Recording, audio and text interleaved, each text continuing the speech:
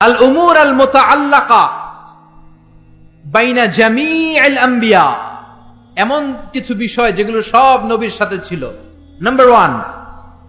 Number one হচ্ছে revelation. আরবি ইংরেজি বাংলা মিলাই বলতেছি, বুঝতেছেন তো? রেভেলেশনের আরবি হচ্ছে আল ওয়াহি, ওহি। সব নবীর কাছে ওহি দিয়েছে কে? ওহি ছাড়া কি নবী হওয়া যায়?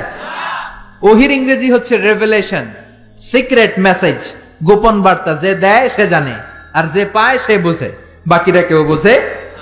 বিশ্বনবীর কাছে যখন ওহি আসতো বাকিরা বুঝতো? বিশ্বনবীর কাছে মাঝে মাঝে মৌমাছির ভন ভন আওয়াজের মতো ওহি আসতো। সাহাবারা চারদিকে মৌমাছির ভন ভন ভন ভন আওয়াজ শুনতে পেতেন, কিন্তু কোনো মৌমাছি নাই। আসলে এটা মৌমাছি নয়, কোরআনের আয়াত নাজিল করছে কে? তার মানে যে পাঠায় সে জানে, আর যার কাছে আসে সে জানে, আশেপাশের কেউ জানে না। সব নবীকে আল্লাহ ওহি দিয়েছেন, ওহি ছাড়া কেউ নবী হতে পারে।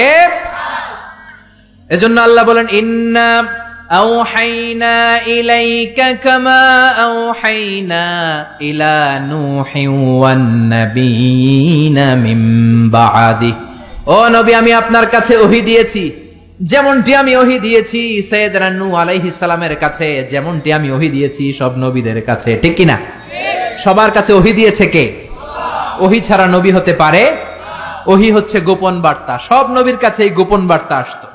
সব নবীদের কথা একরকম ছিল, কোন নবীর কথার সাথে কোন নবীর কথার কোনো ব্যামিল ছিল না। ঠিক কিনা? আমাদের এক পীর সাহেব এক ধরনের সবক দেয়, আরেক পীর সাহেবের কাছে গেলে দেখবেন সবকটা আরেক ভাবে দেয়, আছে না নাই? এক দলের কাছে গেলে এক স্লোগান দেয়, আরেক দলের কাছে গেলে আরেক স্লোগান দেয়, আছে না নাই? কিন্তু নবীদের কথাই কি ভিন্নতা ছিল? কোন নবী বলেছেন আল্লাহ একজন, আরেক নবী এসে বলেছেন না আল্লাহ দুজনও হতে পারে, এমন কি হয়েছে? কোন নবী বলেছে আখেরাত আছে, আরেক নবী এসে বলেছে আখেরাত নাও থাকতে পারে, এরকম কি হয়েছে?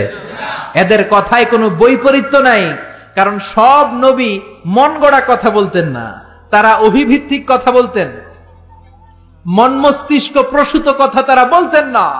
নবীদের কাছে কথা আসতো একটা হেডকোয়ার্টার থেকে, ওই হেডকোয়ার্টারটা কার? সবাই বলেন কার? এজন্য আল্লাহ বলেন, ওয়ামা ইয়ানতিকু আনিল হাওয়া ইন হুয়া ইল্লা ওয়াহয়ু ইউহা। আমার নবী হাওয়া থেকে কথা বলেন না, মন গড়া কিছু বলেন না। রব্বুল আলামিন যখন নবীর কাছে ওহী পাঠিয়ে দেন, ওহী শুনে শুনে ওই কথা বলেন। ঠিক কিনা? তাহলে বোঝা গেল সব নবীর কাছে আল্লাহ ওহী পাঠিয়েছেন, ওহী ছাড়া নবী হতে পারে। 2 নাম্বার হলো আল খুলুকুল হাসান। আল খুলুকুল হাসান মানে সুন্দর চরিত্র, গুড ক্যারেক্টারিস্টিক্স, ভালো চরিত্র। আমরা দেশে স্লোগান শুনি, আমার নেতার চরিত্র ফুলের মতো পবিত্র, আছে না নাই? জোরে বলেন, আছে না নাই? নামাজ নাই, এক ওয়াক্ত, আছে না নাই? এই যে আমার নানা তাফসীরুল কোরআন মাহফিলের জন্য পাগল, যেখানে আমার মাহফিল দৌড়ে ছুটে যায় সেখানে। ওনার বাড়িতেও গত বছর মাহফিল করিয়েছে। এরকম নেতার দরকার আমাদের সমাজে, আছে না নাই? সুখে দুঃখে থাকবে, মসজিদে যাবে, নামাজ পড়বে, ইসলামের পক্ষে থাকবে, এরকম নেতাকে আমরা নির্বাচিত করবো। চিল্লায় বলেন ঠিক কিনা? সে কোন দলের, সে কোন মতের, সে কি করে, ওটা দেখার বিষয় না। আমার দুঃখে সে আছে, দেশের কল্যাণকামী, 16 কোটি মানুষের কল্যাণকামী, ইসলামের পক্ষে থাকে, আলেম ওলামাদেরকে সম্মান করতে জানে, কোরআনকে সম্মান দিতে জানে, সেই হবে আমাদের নেতা। চিল্লায় বলেন ঠিক কিনা? এজন্য সব নবীকে আল্লাহ দিয়েছেন আল খুলুকুল হাসান, সুন্দর চরিত্র। আমার নবীর চরিত্র ফুলের চাইতেও পবিত্র। ফুলের মতো পবিত্র বললে আমার নবীর সম্মানকে খাটো করা হবে। আমার নবীর চরিত্র ফুলের চাইতেও, পা থেকে মাথা পর্যন্ত একটা দাগ ফেলানোর মতো জায়গা আল্লাহ রাখে নাই। চিল্লায় বলেন ঠিক কিনা? বন্ধুদের সাথে যেমন আচরণ করতেন, বিবির সাথে তেমন আচরণ করতেন, কর্মচারীদের সাথে তেমন আচরণ করতেন, জিহাদের ময়দানেও তেমন আচরণ করতেন। জোরে বলেন ঠিক কিনা? বিশ্বনবীর বিচার ছিল ইনসাফপূর্ণ বিচার। বিশ্বনবীর আচরণ ছিল মানবতার জন্য শান্তির আচরণ, শান্তির পয়গাম। বিশ্বনবীর ঘরেও মাঝে মাঝে ঝগড়া হতো, কারণ মানুষ তো, নাকি তারা ছিলেন ফেরেশতা? বিশ্বনবীর 11 জন বউ ছিল, কয়জন? জোরে বলেন, আরো জোরে। 2 জন ছিল দাসী। মাঝে মাঝে বিবিদের মধ্যে ঝগড়া হতো, বিশ্বনবী ইনসাফপূর্ণ বিচার করে মিটিয়ে দিতেন। বিশ্বনবীর একমাত্র কুমারী বউ ছিল মা আয়েশা। মা আয়েশা একবার পায়েস খাচ্ছিলেন। বিশ্বনবীর আরেক বউ নাম হচ্ছে সাফিয়া, তার ঘরে ঢুকে কথা প্রসঙ্গে ঝগড়া বাঁধিয়ে ফেললেন। তর্ক বিতর্ক, ঝগড়ার এক পর্যায়ে মা আয়েশা রেগে পায়েস নিয়ে মা সফিয়ার গালের মধ্যে পলিশ করে দিলেন। কি করে দিলেন? রাগের মাথায়। তারা মানুষ ছিলেন। সাফিয়া কান্না শুরু করে দিলেন। বিশ্বনবীর কাছে যে বললেন, ইয়া রাসূলুল্লাহ, ইয়া হাবিবাল্লাহ, দেখেন আপনার কুমারী বউ কি করেছে। কি করেছে? এই যে গালের দিকে তাকান, তাইলেই বুঝবেন কি করছে। কি করেছে? পলিশ করে দিয়েছে। বেশি আদর করেন তারে, একমাত্র কুমারী বউ লাইপে মাথায় উঠছে। এবার বিচার করেন। বিশ্বনবীর বিচারের পদ্ধতি হলো বাদী বিবাদী দুইজনের কথা শুনে তারপরে রায়। এই পন্থায় যারা বিচার করবে সেই বিচারেই ইনসাফ থাকবে। আপনি এক পক্ষের কথা শুনে আরেক পক্ষের বিরুদ্ধে জেল জরিমানা ফাঁসি দিয়ে দিলেন, এটা সঠিক ইনসাফপূর্ণ বিচার নয়। চিল্লা এখন ঠিক কিনা? এরকম বিচার বাংলার জমিনে আছে না নাই? বিচার আসছে, কিছু ঘুষ দিছে, তার পক্ষে রায়। যে ঘুষ দিতে পারে নাই তার বিপক্ষে রায়। ঠিক কিনা? যে ঘুষ দিয়েছে তার সাক্ষীকে আসার সুযোগ দিয়েছে, যে ঘুষ দিতে পারে নাই তার সাক্ষীকে আদালতে আসতেই দেয়া হয় নাই। চিল্লা এখন ঠিক কিনা? বিচারের যে পদ্ধতি সেটা মেনটেন করা হয় নাই। যার বয়স যখন যত ছিল ওই হিসাবে বিচার করা হয় নাই। ঘুষ খাওয়া হয়েছে, হাজারো ধরনের কেলেঙ্কারি আছে না নাই? দুনিয়াতে বিচার হয় নাই, কিন্তু আখিরাতে বিচার আছে না নাই? গ্রামের সালিশি বিচার, সামাজিক বিচার, সুপ্রিম কোর্টের বিচার, রাষ্ট্রীয় বিচার, এই সবগুলোর বিচার একদিন হবে। চিল্লায় বলেন ঠিক কিনা? সব বিচারের আসল বিচার একদিন হবে কিয়ামতের ময়দানে। সেদিন হবে ফাইনাল খেলা। কোন খেলা? জোরে বলেন কোন খেলা? দুনিয়াতে যেমনি ফাইনাল খেলাতে গ্যালারি ভর্তি দর্শক, সেদিনের ফাইনাল খেলায় গোটা বিশ্বের সব নবী আর তার উম্মত সহ থাকবে সেদিনকার দর্শক। চিল্লায় বলেন ঠিক কিনা? বিশ্বনবী বললেন, সাফিয়া তোমার কথা শুনলাম, এবার আয়েশার কথা শোনার দরকার আছে না নাই? আয়েশারে ডাকো। আয়েশারে বললেন, আয়েশা, সাফিয়া এমন এমন বলেছে, আসলে তুমি এমন এমন করেছো নাকি বলো। আয়েশা বললেন, ইয়া রাসূলুল্লাহ, আসলে আমি এমন করেছি। যখন আমি এমনটা করেছি আমার মেজাজ গরম ছিল, পরে আমি বুঝতে পারলাম কাজটা করা ঠিক হয় নাই, তার গালে পায়েস মাখা ঠিক হয় নাই, আমি ভুল করেছি, ইয়া রাসূলুল্লাহ আমারে ক্ষমা করে দেন। এবার বিশ্বনবী দুইজনের কথাই শুনলেন। ঠিক কিনা? নাকি একজনের কথা শুনেই রায়? কয়জনের কথা? বাদী বিবাদী দুইজন সামনে আছে না নাই? এখন রায় দিলে এই রায়ে খুশি হবে কে? আরো জোরে বলেন কে? বিশ্বনবী বললেন, আমার রায় হলো কিসাস। আমার রায় কি? কিসাস মানে সমান সমান। কিসাস মানে আপনি ঘুষি দিছেন আমিও ঘুষি, আপনি গুতা দিছেন আমিও গুতা, আপনি বেসকি দিছেন আমিও বেসকি দিব। এটার নাম কিসাস। এটার নাম কি? বিশ্বনবী বললেন, আমার বিচার হলো কিসাস।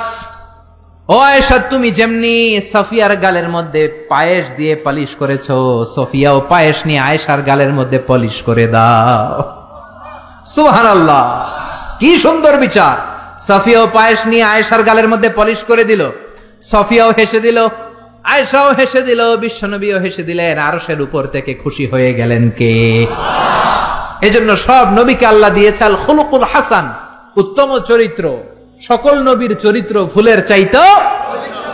3 নাম্বার হলো তাওহীদ। সব নবী তৌহিদের দাওয়াত দিয়েছে। কিসের দাওয়াত?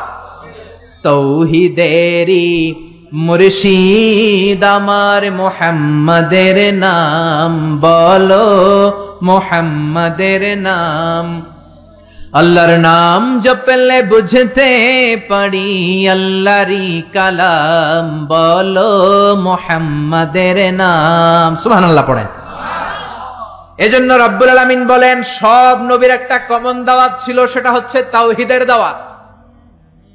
সব নবীরা বলেছেন, ইয়া কওমি ইবুদুল্লাহা মা লাকুম মিন ইলাহিন গায়রু। ও আমার কওমের লোকেরা, আল্লাহ ছাড়া কারো ইবাদত করো না। কি হলো তোমাদের? ইবাদত করলে করতে হবে একজনের, তিনি কে? ডাকতে হলে ডাকতে হবে একজনকে, তিনি কে? একদল আছে আল্লাহর কাছেও চায়, মসজিদেও যায়, দরগায়ও যায়, দুর্গায়ও যায়, আছে না নাই? এত জায়গায় যাওয়া যাবে না, এত জায়গায় কপাল ঠেকানো যাবে না। কপাল ঠেকাতে হবে একজনের কাছে, তিনি কে? এজন্য খবরদার, চাইতে হবে একজনের কাছে।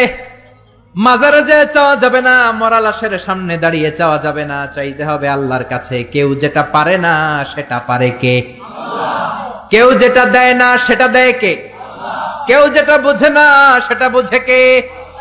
এটা হচ্ছে তাওহীদ, ওয়াননেস অফ গড। আল্লাহ যে এক, ওই এক আল্লাহর কাছেই চাইতে হবে। আল্লাহ ছাড়া কারো কাছে চাওয়া যাবে? অন্য কারো কাছে যদি চান এটা শিরক হয়ে যাবে। আল্লাহ সব গুনাহ মাফ করে দেন, কিন্তু শিরকের গুনাহ মাফ করবেন। এজন্য হাদিসে কুদসিতে আল্লাহ বলেন, আমার কোন বান্দা যদি কিয়ামতের কঠিন ময়দানে পাহাড় পরিমাণ গুনাহ নিয়ে, সাগরের জলরাশি পরিমাণ গুনাহ নিয়ে হাজির হয়ে যায়, আর ওই গুনার মধ্যে যদি শিরকের গুনাহ না থাকে, আমি আমার বান্দার কাছে পাহাড় পরিমাণ ক্ষমা নিয়ে হাজির হয়ে যাব। এজন্য শিরক করা যাবে না, ডাকতে হবে একজনকে। তিনি কে? সব সময় আল্লাহর কাছে চাইব। পরীক্ষায় সফল হতে চান, চাইবেন কার কাছে? বিয়ে করতে চান, তাকওয়াপূর্ণ স্ত্রী চান, নেককার বিবি চান, দিতে পারে একজন, তিনি কে? নির্বাচনে সফল হতে চান, সফল করে দিবে কে? অসুস্থ সুস্থ হতে চান, সুস্থ করে দিবে কে? জীবনে ব্যর্থতা, সফলতা এনে দিবে কে?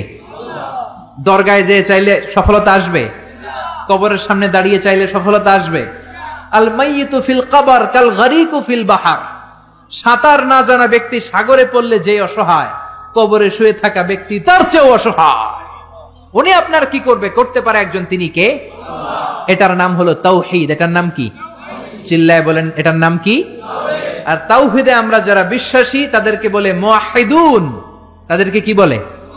আমরা সবাই হচ্ছে মুওয়াহিদুন, আমরা এক আল্লাহয় বিশ্বাসী। চিল্লায় বলেন ঠিক কিনা? 4 নাম্বার কমন বিষয় হচ্ছে সব নবীরা মাসুম ছিলেন। কি ছিলেন? সব নবীরা নিষ্পাপ ছিলেন। নবীদের ভুল ছিল না, নবীদের গুনাহ ছিল না। ছোটখাটো ডিসিশন মেকিং এ ভুল হলেও আল্লাহ দুনিয়াতেই ওটা সেটেল করে দিয়েছেন। চিল্লায় বলেন সুবহানাল্লাহ। সাইয়েদনা আদমকে আল্লাহ বললেন, ওই গাছের কাছে যেও না।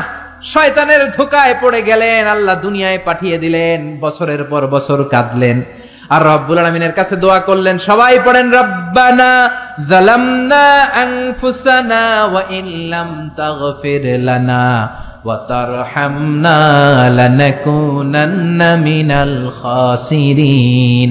আল্লাহ, আমি গুনাহ করেছি, অপরাধ করেছি, অন্যায় করেছি, জুলুম করেছি। তুমি যদি গুনাহ ক্ষমা করে না দাও, কেউ গুনাহ ক্ষমা করার মতো নাই। ঠিক কিনা? আল্লাহর ক্ষমার দরবার যে কত বিশাল আমাদের ধারণাই নাই, আপনি কল্পনাও করতে পারবেন না। You can't imagine. আল্লাহর রহমতের দরিয়া যে কত বড়। আপনি কত গুনাহ করছেন, অন্যায় করছেন, নামাজ ছেড়েছেন, মারে বকেছেন, জুলুম করেছেন, যত পাপই করেন, আল্লাহর রহমতের দরিয়া আপনার পাপের চাইতেও বড়। ঠিক কিনা? আপনার পাপ যদি হয় খালের পানির সমান, আল্লাহর দয়া সাগরের পানির সমান। আপনার গুনাহ যদি হয় পাহাড়ের সমান, আল্লাহর দয়া আকাশের সমান। চিল্লায় বলেন ঠিক কিনা? এজন্য নবীদের ভুল নাই, নবীদেরকে মাফ করে দিয়েছে কে? 4টা গেল, মোট 10টা বলবো। 10টা বলেই আলোচনা শেষ, কোনো ওঠা বসা নাই, মনোযোগ দিয়ে শুনেন। 5 নম্বরে হলো মুজিজা। সব নবীকে আল্লাহ মুজিজা দিয়েছেন। কি দিয়েছেন? সবাই বলেন মুজিজা। সবাই বলেন কি দিয়েছে? মুজিজা মানে মিরাকেল, অলৌকিক বিষয়। কারণ উনি যে নবী, আমি বুঝবো কেমনে? উনি চোখ বন্ধ করে বলে এই মাত্র জিব্রাইল ওহী নিয়ে আসছে, হাসা কইছেন আমি জানি। কিন্তু উনি যদি মুজিজা দেখায় তাহলে বুঝবো উনি নবী। টু প্রুভ হিজ প্রফেসি, তার নবুয়তির প্রমাণ করার জন্য আল্লাহ মুজিজা দিয়েছেন। কত সুন্দর ইসলাম! নবীকে এমনি এমনি পাঠায় দেন নাই, সাথে করে মুজিজাও দিয়েছে। চিল্লা এখন ঠিক কিনা? সব নবীকে চমৎকার চমৎকার মুজিজা দিয়েছে কে? ইউসুফ আলাইহিস সালামের মুজিজা হচ্ছে তাবিরুল আহলাম। তিনি স্বপ্নের ব্যাখ্যা করতে পারতেন। কি করতে পারতেন?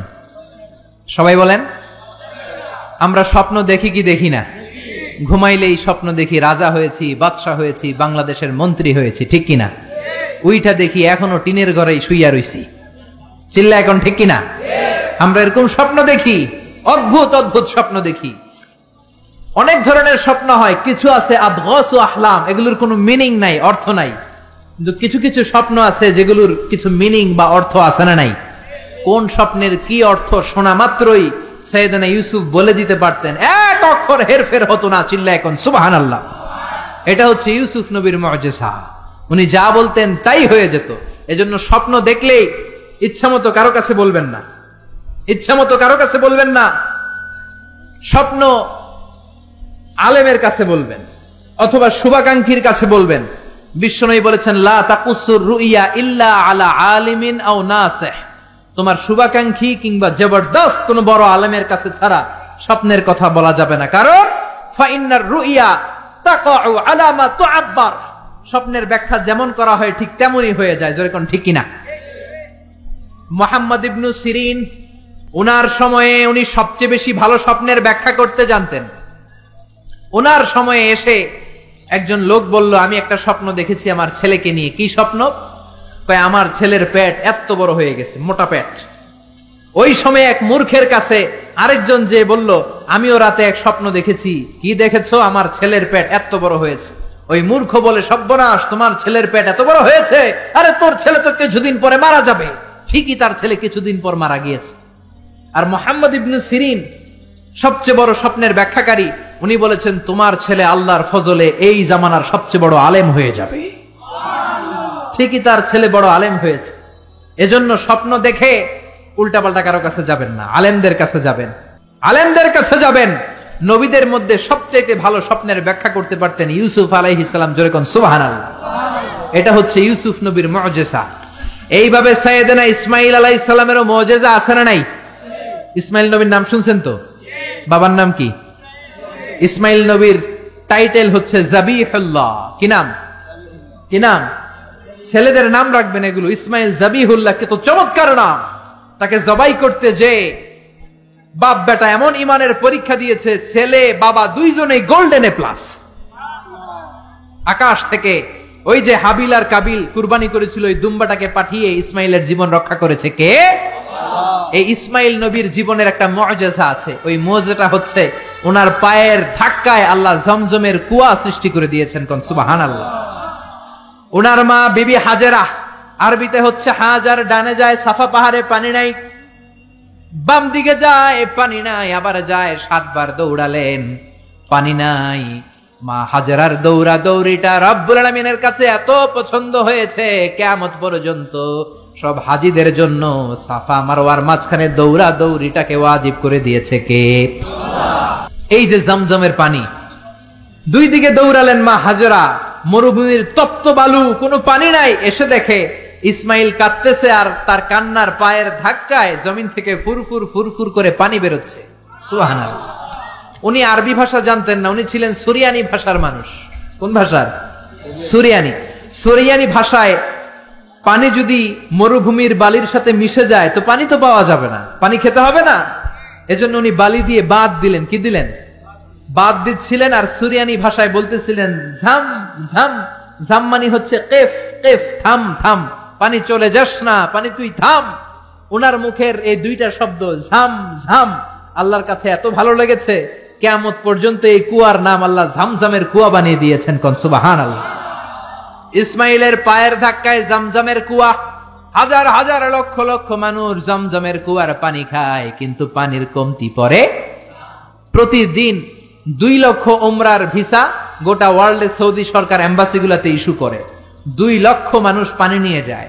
আগে হাজী সাহেবানরা এরকম গ্যালান ভরে ভরে আনতো, এখন গ্যালান ভরে আনতে দেয় না।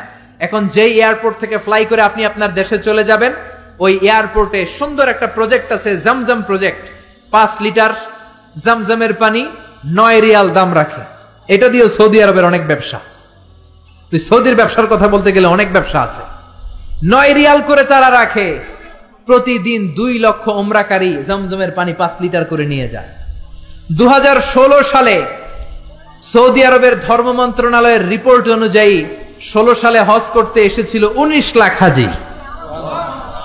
তার মধ্যে ইন্টারন্যাশনাল হাজি 15 লাখ, সৌদি হাজি মানে ন্যাশনাল হাজি 4 লাখ। 15 আর 4 লাখ কয় লাখ? এটা 16 সালের রিপোর্ট। 17 সালে হাজিদের সংখ্যা 20 লাখ ছাড়িয়ে গিয়েছে। এই 20 লক্ষ হাজি তাদের দেশে ফিরে যাওয়ার সময় 5 লিটার করে জমজমের পানি নিয়ে যায়। কিয়ামত পর্যন্ত গোটা বিশ্বের মানুষ জমজমের পানি খাবে, কিন্তু এই জমজম কুয়ার পানি 1 ইঞ্চিও নিচের দিকে নামবে না। কোন সুবহানাল্লাহ। কারণ এটা সাইয়েদনা ইসমাইলের মুজিজা, পায়ের ধাক্কায় বেরিয়েছে। জোরে কোন ঠিক কিনা? বিশ্বনবী যে রাতে মেরাজে যাবেন ওই রাতে জিব্রাইল আলাইহিস সালাম বিশ্বনবীকে ঘর থেকে বের করলেন, হাতিমে কাবায় বসালেন। মেরাজের রাত্রিতে বিশ্বনবীর গলা থেকে নাভি পর্যন্ত ছুরি দিয়ে কেটে ফেললেন। এটাকে বলে ওপেন হার্ট সার্জারি। কি বলে? এই বিশ্বনবীর সিনা চাক, এটাকে কি বলে? শাক্কে সাদার, সিনা চাক, ওপেন হার্ট সার্জারি এখান থেকে আবিষ্কার হয়েছে। চিল্লায় পড়েন আল্লাহু আকবার। জিব্রাইল বিশ্বনবীর বুকটাকে ছিঁড়ে ফেললেন, বিশ্বনবীর অন্তরটাকে বের করলেন, কলিজাটাকে বের করলেন, তারপর জমজম কুয়ার পানি দিয়ে ওই কলিজাটাকে ধৌত করলেন। পড়েন সুবহানাল্লাহ। জমজম কুয়ার পানি দিয়ে ধৌত করা হয়েছে। এটা হচ্ছে সাইয়েদনা ইসমাইলের মুআজিজা। চিল্লায় পড়েন আল্লাহু আকবার। সব নবীকে মুআজিজা দিয়েছে কে? সুলাইমান আলাইহিস সালামের মুআজিজা হচ্ছে ওয়া উল্লিমনা মানতিকাত তাইর ওয়া উতিনা মিন কুল্লি শাই। উনি পাখির ভাষা বুঝতেন। আপনি পাখির ভাষা বুঝেন? আমি বুঝি? পৃথিবীর কেউ বুঝে? যে কোনো পাখি কথা বললেই সুলাইমান আলাইহিস সালাম পাখির ভাষা বুঝে ফেলতেন। চিল্লায় পড়েন আল্লাহু আকবার। আবার আল্লাহ ওনাকে একটা স্পেশাল সিকিউরিটি বার্ড দিয়েছেন, সিকিউরিটি বার্ড। এটার নাম হচ্ছে হুদহুদ। কি নাম? সবাই বলেন কি নাম? কোরআনে এই পাখির নামটা আছে হুদহুদ। কি নাম? হুদহুদ। এই হুদহুদ পাখি সুলাইমান আলাইহিস সালাম উনার সিংহাসনটা বাতাসে ভেসে বেড়াতো, যেমন করে এখনকার প্লেন আর রকেট গুলো ভেসে বেড়ায়। সিংহাসনও ভেসে বেড়াতো ওনার হুদহুদ সিকিউরিটি বার্ড, এটাও ভেসে বেড়াতো। এটার কাজ ছিল কোথায় পানি আছে পানির সন্ধান দেয়া। এর চোখের মধ্যে এমন মেগাপিক্সেল আল্লাহ দিয়েছে। মেগাপিক্সেল বুঝেন? মোবাইলের ক্যামেরা দিয়ে আমরা জুমিং করে দূরের জিনিস দেখি না?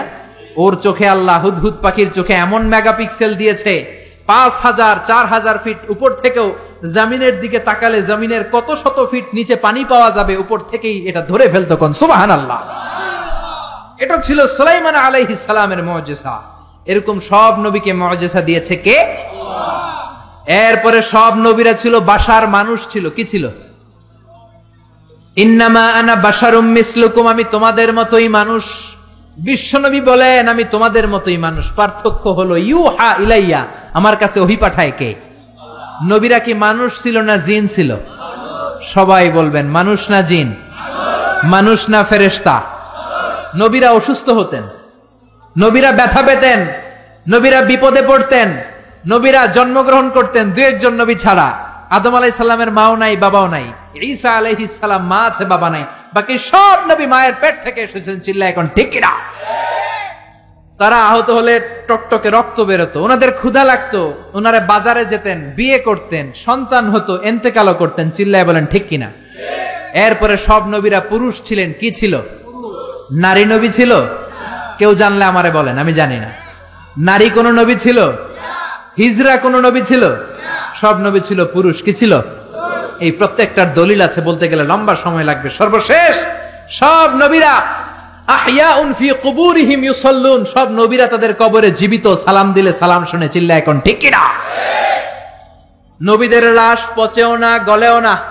বিশ্বনবী বলেন ইন্নাল্লাহ হাররামা আলাল আরদি আন তাকুলা আজসাদাল আমবিয়া, রব্বুল আলামিন জমিনের জন্য হারাম করে দিয়েছেন নবীদের লাশ পচবে না, গলবে না, কিয়ামত পর্যন্ত অক্ষত অবস্থায় কবরে আছে না নাই?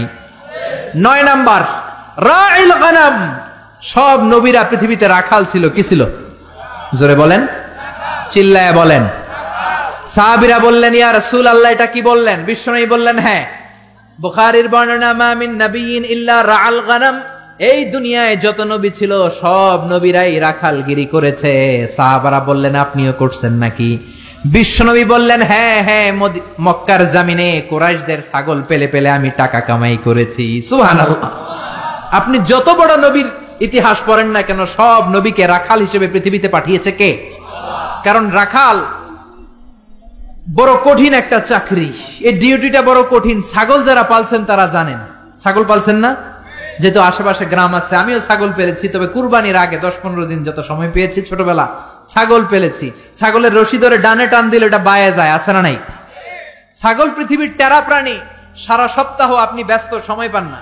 ভাবলেন শুক্রবার আমার অফিস নাই, আমিও গোসল করি, এটারও পুকুরে নিয়ে গোসল করাই। এটা রশি ধরে টান দিবেন সামনের দিকে, ওর বাপের কিরাও খামি দিয়া দাঁড়ায় থাকবে।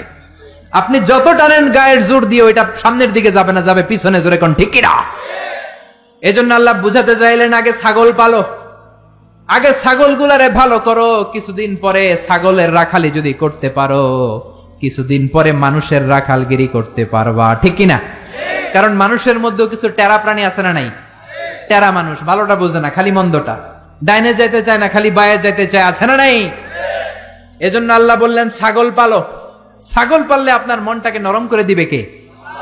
মুসা আলাইহিস সালাম সবচেয়ে জাদরেল এবং মেজাজওয়ালা নবী ছিলেন। উনার থাপ্পড় খেয়ে ফেরাউনের বাবুর্চির সাথে সাথে শেষ। উনার বাম হাতের থাপ্পড় খেয়ে, ডান হাতের থাপ্পড় খেয়ে মালাকুল মাউত আজরাইল তার একটা চোখ হারিয়েছে, যেরকম ঠিক কিনা? এই নবীকে দিয়েও ছাগল চড়িয়েছে কে? 1 বছর নয়, 2 বছর নয়, টানা 10 বছর মুসা নবী ছাগল চড়িয়েছেন। শোয়েব আলাইহিস সালামের বাড়িতে উনি যখন গেলেন, শোয়েব বলল কালকে থেকে ডিউটি পালন করবা। কারণ শোয়েব নবী দেখলেন আমার মেয়ের বয়স 8 বছর। কয় বছর? চিল্লায় বলেন কয় বছর? আমার মেয়ের বয়স হচ্ছে 8 বছর। আর 10 বছর যদি এই লোকটারে আমার বাড়িতে ডিউটিতে রাখা যায়, আমার মেয়ের বয়স হবে কয় বছর? 18তে বিয়ে দেওয়ার সুযোগ আছে না নাই? বাংলাদেশ সরকারের তো নিয়ম করছে 18 কমে বিয়ে দেওয়া যাবে, আইনত দণ্ডনীয়। চিল্লায় বলেন ঠিক কিনা? 10 বছর ডিউটি করলেন। প্রথম দিন ডিউটি করতে যায় দেখে সর্বনাশ, ছাগলের পাল ঢুকাইতে হবে খোয়ারে। উনি ডান দিকে যায়, ছাগল দৌড় দেয় বায়ে। উনি বাম দিকে যায়, ছাগল দেয় ডাইনে। ঘামতে ঘামতে মুসা নবী অজ্ঞান। উনি একটা গাছের লাঠি ভেঙেছে, লাঠি দিয়ে পিটায়া ছাগল গুড়ারে আধা মরা করেছে, কিচ্ছু করতে পারে না। প্রতিদিন পালতে পালতে 10 বছর ছাগল পালতে পালতে যখন মাথাটা ঠান্ডা হয়েছে, তখন ডিউটি মুক্ত করেছে কে? আল্লাহ। এজন্য নবীরা হচ্ছে আমাদের জীবনের মডেল। সালমান খান, শাহরুখ খান, ঋত্বিক রোশন কোন নায়ক, কোন ক্রিকেটার, কোন ব্যান্ড সঙ্গীত তারকা আমাদের মডেল নয়। চিল্লা এখন ঠিক কিনা? মা আসিয়া, খাদিজা, আয়েশা, ফাতেমা হচ্ছে আমাদের বিবিদের, আমাদের বউদের, আমাদের বোনদের মডেল। চিল্লা বলেন ঠিক কিনা? এজন্য নবীরা যেভাবে সবর করেছে, ওইভাবে সবর করে দাওয়াত দেওয়ার দরকার আছে না নাই?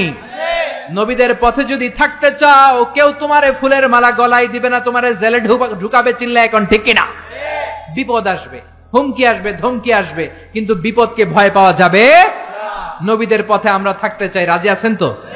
সবাই রাজি আছেন? কালেমার পতাকা বাংলার জমিনে আমরা পথ পথ করে দু চোখ দিয়ে দেখে যেতে চাই। রাজি আছো মুসলমান? কারা কারে রাজি? দুহাত উঁচু করে আল্লাহর দেখা।